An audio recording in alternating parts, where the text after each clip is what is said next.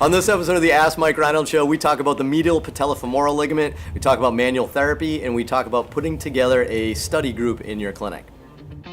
The Ask Mike Reinold Show.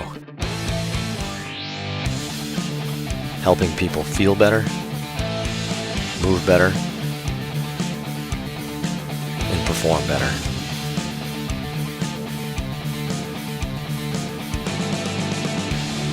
Welcome back, everybody, to the latest episode of the Ask Mike Reinold Show. I'm up at Champion PT and Performance in Boston, Massachusetts, and we got a big crowd today. Big crowd in general right now, but we have a new physical therapist here at Champion. In his first episode, you may recognize him, Michael Scaduto, Dr. Mike Scaduto from Northeastern University. He was a clinical student with us. How many months ago, Mike? I ended in April. Nice. All right, we dated. I never dated a podcast. That was my bad. I set you up for that. My bad. But so Mike, fantastic clinical student here. It was actually our first hire of a clinical student. Although technically Lenny was my clinical student, so maybe Lenny was the first hire.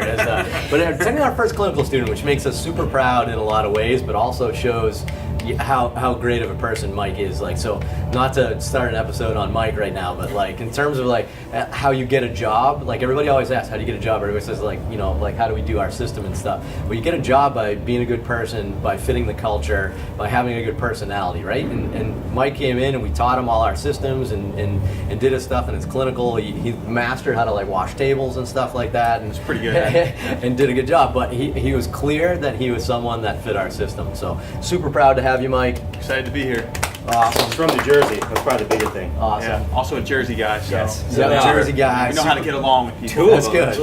So Dr. Mike Scaduto has passed his course. We're good. So Lenny Macrina, as usual, Dave Tilley, Dan Pope. In the back, we have students. We have an extra student today, which is fantastic. But new student, Matt Kelly from Dalhousie University in Prince Edward Island. Or no, that's where you're from. It's Nova Scotia. Close enough. So Dalhousie in Nova Scotia, somewhere in North America. Travis Stepp from University of Kentucky. See, I started saying Lexi's name already. And then Lexi Malone from the Simmons University or College. I'm so terrible. Whole episode of introductions. Worst introduction. And that'll be our. All right, guys. We'll see you next time. Watch this episode because I am not doing that ever again. That was way too much of a crowd in here, right? So anyway, so awesome questions for you today. Let's start off. Who's starting first? All right, I'll start it. Travis, two-step. Woo-wee. Bless your heart, Travis. Hey, y'all. Mallory from Wisconsin. We got a knee question. Hi, everyone. I'm a recent graduate and have been treating for about 3 months. I currently have 3 patients with medial patellofemoral ligament allografts, which is a surgery I've not seen much in school. I am having a lot of trouble with range of motion due to patient guarding and pain. I was wondering what your experiences were with this surgery and how you promoted range of motion in a way that was tolerable for the patient. So medial patellofemoral ligament of the knee joint. For a new grad, you've had a bunch. That's crazy. So you must have a surgeon in your practice or nearby that's referring those. You'll get good at it. If yeah. he or she is sending them. I mean, it's just kind of a repair, and I think just sometimes they do an allograft. I wouldn't necessarily let the allograft part like necessarily mess you up. But Len, so medial patellofemoral ligament repair, reconstruction, however you want to call it, tight with knee range motion, not weird. Yeah. What do you think? It's not weird. There's so many things I need to ask you, but it's probably a young person. The chances of them getting too tight, where like in 3 or 4 months they're struggling, is probably slim. It can happen, but if they're young, they're going to get their motion back. You probably want to go slowly with them. You want them to get tight. You want them to get that stability in the knee. So for me, I want to not get 90 degrees of flexion until probably 4 to 6 weeks out of surgery. So I don't know how far out of surgery they are where you're concerned that they're too tight. And I want to know how are you bending them. You know, hopefully you're not putting them in prone. Hopefully they're seated at the edge of the table, and you're just slowly working on passive motion that way.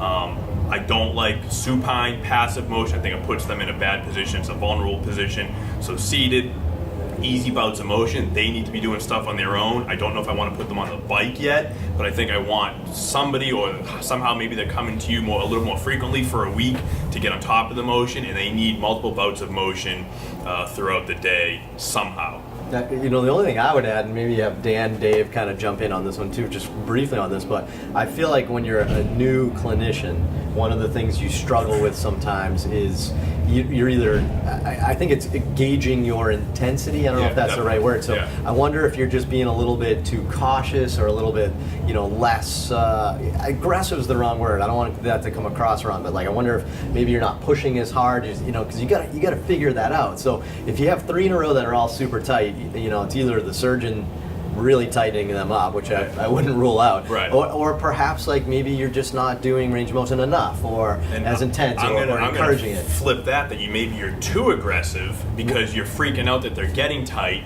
so you're trying to push too much, which is aggravating their knee. Potentially. Freaking out. Yeah, and so you're like, I know I need to get this motion. Here's the protocol. I need to get this number. This person is sitting in front of me, staring at me like, why is my knee killing me? And you're trying to push even harder. So you got to gauge. You don't have the experience, which is completely fine. It'll come. You got to figure out, in 4 to 6 weeks after surgery, do they have about 90 degrees or 100 degrees? If they have that, the motion usually slowly kind of comes after that. So I don't know where they are in the process, but avoid the roller coaster. Yeah, speed up, slow down, speed up, slow down. Follow the numbers and make sure you're hitting them, and just stay on top of it. With experience, I bet you get better at that. I think we nailed it. Good. Let's see. We're gonna mix it up. Yeah. One for each of. This is fantastic. Matt, let's do it. Matt, Kelly, okay. All right, Jordan from St. Louis says, "Hello guys. I know you're all big into manual therapy and soft tissue work. Do you ever find that doing just manual therapy alone isn't enough? And do you find that you need to actually stretch out the area as well after manual therapy?" All right, so we're doing manual therapy. I didn't hear the question. All I heard was you stretch them out. Stretch them out. We're so diverse. Sorry. Love Canada. That was Lenny, by the way, who has a track record. We talked about this morning. So is manual therapy enough? I think that's a good question. Why don't you guys start down this end? Do you do manual therapy in isolation? Never. I think the biggest thing when someone comes in is you're trying to make some sort of behavioral intervention, right? There's something going on in their life that's causing them to have pain. So the way you address that could be multifactorial. For myself, you have to do a thorough evaluation to figure out based on the body part limitation, wherever it is. I think manual therapy is just an adjunct for that. Having said that, I almost never have had someone left here without some sort of exercise-based intervention, right? And then obviously there's a big argument towards why manual therapy is effective. People are in a pain cycle. I think what manual therapy helps do is break them out of that, and then they start making progress. But I always tell people we need to make sure we change your behavior and we change something with exercise, or at least the way you do your regular activities, to make that permanent change. So I never see manual therapy as something that's used in isolation, but I do think it's a powerful tool you can use to kind of break that cycle and get people going. Yeah, I would agree. I think, all of us can kind of say here that we see a lot of people who are doing all of one camp. They're just like all exercise, or they're all manual therapy, or they're all cognitive stuff. And I think that we're effective sometimes when other people aren't, because we just see everything. We kind of use whatever we think is going to help the person. And I would say we all work on a spectrum that's kind of like teach them about what's going on, why they're in pain, a little manual therapy to help, little modalities if needed, then some exercise. And I think a lot of it too is just like entering them back into where they want to train for their goals at the right, kind of entry point. And I think that usually people do well when they understand that like changing movement, changing behavior, like Dan said, is not one thing only. And I think this is another classic example of like people living in their own camp and not being open-minded to anything that's out there. Nailed it. Yeah, no, that was good. Think about it from a strength and conditioning perspective. Somebody wants to come to the gym and get fit. Do you just do foam rolling with them? Yeah. Right now, you add foam rolling, mobility, some strength exercises. You kind of put it all together. So manual therapy is always best a part of a comprehensive program. Right? Makes sense. Good. Awesome. What else we got? Lexi, you up? All right, we got Laura from Alaska. She says, "Hi Mike and team. My coworkers and I are trying to start an evidence-based study group for our 8 physical therapists in our outpatient ortho clinic. We have been picking a patient chart to review, but would like to start getting more organized. Do you have any recommendations on how best to do this? Thanks. And is it possible to have the student give a guest appearance We loved him, and he was the best with the smiling. Awesome. Shout out to Gabe. man, yeah. Gabe, we technically have 4 past student readers in the group, and wow, you're picking Gabe over all of them. Wow. Gabe-inator. How does that make you feel, Travis? I mean, it's just not over yet, right? Perfect answer. Plenty more episodes for you to fall in love with Travis. I think that's fantastic.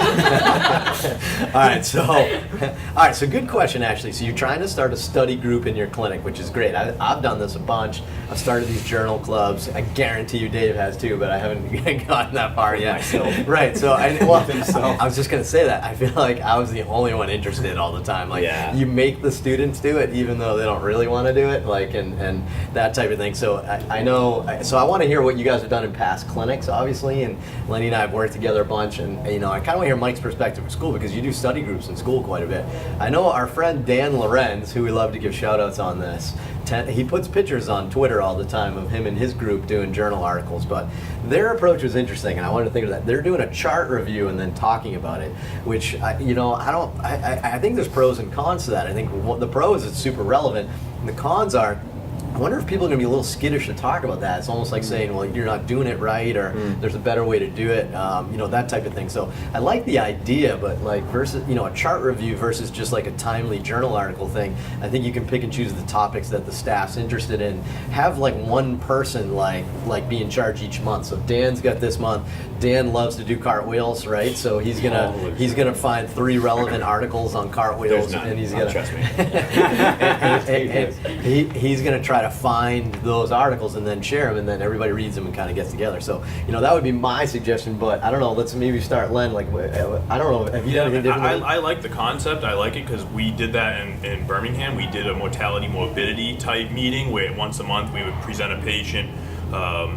It's typically a medical patient, so the docs would present something that went wrong, a knee replacement that got infection, or a rotator cuff where the shoulder fell off the body. I don't know, I just made that up, but something where the docs had to reassess what they did and come up with what should we have done differently, or what do you guys think we should do or should have done. So I kind of like that. You have to be comfortable as a team to be able to give your opinion and not be offended by it, because there's multiple ways to get the person better, multiple ways to treat them. So I think it's good to kind of get everybody chatting about it and presenting the research on that person. So I kind of like that idea. Dave, what'd you do? I like the case study one. We used to do one review on like a current concept article, like something that's like trending kind of on social media, or like in literature, like blood flow, or at the time it was like Achilles tendinopathy, eccentrics. Like we used to take like a couple of case study articles and review them and be like, okay, like what does it mean to us? Does it matter for our population? How would we use it practically? Right. That kind of stuff. And then one person per month, like you said, would pick whatever they were interested in. It was usually based off of the patient, not like someone struggling with like an issue. That's pretty. If you follow Dave on Instagram, he has a journal club of 1 on his own on Saturdays. It's about and Sundays. 4 to 5 a.m. on Saturday. Sunday too, man. Pounding coffee. I will say we kind of do an online version of it to an extent. It's not formal. We definitely don't do that, but we have an internal communication system we use at Champion here. But Slack, it's a pretty common popular app. But we use that there. But we have a whole channel on education, and if somebody finds a good article on like blood flow restriction, which we did this morning, they'll throw it on there, and then we'll chatter about it. So that's another way to do it too, because sometimes scheduling an hour in the week is hard to do. But what do you guys do, Dan? Well, I was just going to reiterate what you guys have really said. I think at the last clinic I was at didn't do a great job of that, and I was a little bit, I don't know, sometimes at loss and wish we had more of that, to be honest. What we did is I just be really excited about something. I try to talk to people that are close in the clinic. I think that was helpful, and that's been really nice now is that, we're all into blood flow a little bit. It's a hot topic. We're reading research, bouncing ideas off each other, and it happens in real time, which is cool because someone will throw up a research article, we'll read that, okay, it's another piece, it's thrown through a system, and then we're just trying to incorporate into a regular practice, and it happens pretty organically. Nice. So, Mike, from your perspective, I'm sure you had some study groups in college, right? Just trying to get through the boards and stuff like that. From your perspective as a new grad that's entering the system, we talked about a few different models. We talked about like Lenny's M&M and what they kind of did, chart review versus topical type thing. What do you think's best for someone earlier in their career that that has a lot of options? What would you like a journal club to be? Well, I mean, just speaking from experience and studying for the boards, we got together in groups, and I think it promotes accountability, which is really important. And then also, everyone kind of has their own interpretation of what they read, and everyone brings something unique to the table. So I think the group environment is excellent in that regard. Everyone just kind of throws around ideas, bounces them around, and I think you can learn a lot that way. So I think group environment is definitely key. And then being able to have someone a little more experienced in reading research who can kind of break down the methods and break down, all the statistical analysis. I think that's super important as well, because I think a lot of people, new grads myself, I get confused. That's not my strong suit. I think it would be helpful to have someone who knows that a little bit better, so like you can interpret those results more meaningfully and generate your own opinion. Yeah, that makes sense. I mean, there's sometimes we'll pick apart some methods and maybe not like a study as much just because we've gone through it. So, that actually makes sense. I think like making it fun too. So accountability, because the group's going to meet, but then also like maybe you go for beer and wings. And people want to go because now it's beer and wings, but then now you're also accountable because I know. Well, the p-values on this. Dan Lorenz at KC Rehab expert fitness, whatever he is, they do it in the clinic, which is to me tremendous. But we also did it at somebody's house. Yeah. So that's where true. we just get pizza, you bring a few drinks of your choice and just kind of hang out. Made it Seltzer fun. water. Yeah, great for the culture, right? Right. Great for like a learning environment. So we're pro doing it, I Yeah. guess. So awesome, great episode. Really appreciate it. Head to MikeReinold.com, click on that podcast link, ask us a bunch of questions, anything related to fitness, PT, business, sports, performance, baseball, gymnastics, CrossFit, golf. Now, Mike Scaduto loves golf. We're going to be doing more golf stuff like that. We're going to be getting going. Ask us some questions, and we'll see you guys on the next episode.